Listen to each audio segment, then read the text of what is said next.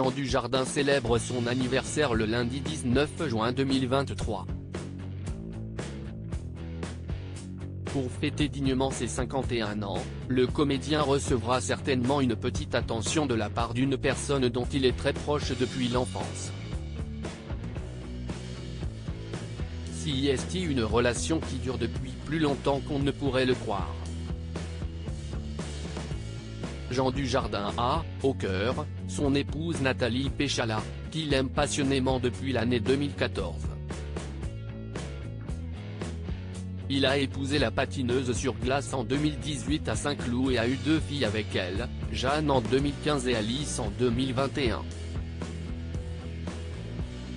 Mais en dehors de sa famille adorée, le comédien a également beaucoup d'amour à donner. Notamment, amicalement parlant, puisqu'il a une grande bande de potes, eux aussi fleurons du cinéma français. Son petit chouchou, CIST peut être Guillaume Canet. CIST, en tout cas, un ami de très longue date.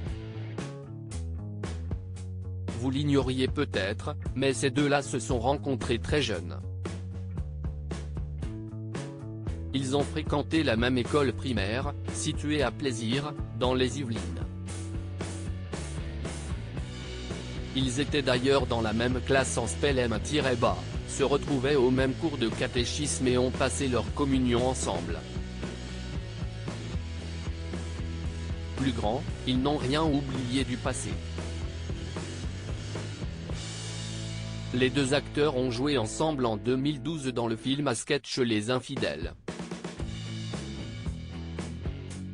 Guillaume Canet a également donné un rôle clé à Jean Dujardin dans son célèbre Les Petits Mouchoirs et sa suite Nous finirons ensemble.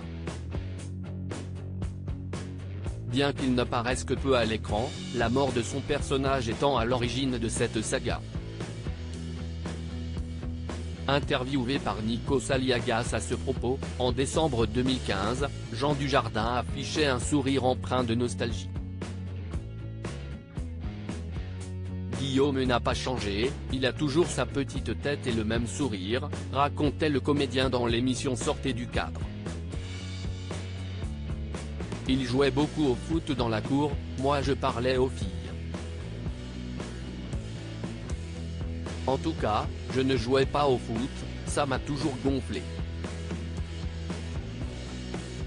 Il regrettait, en revanche, que la vie, que leur carrière et leurs emplois du temps très remplis aient fini par les éloigner. Il faudrait qu'on se parle un peu plus, assurait-il.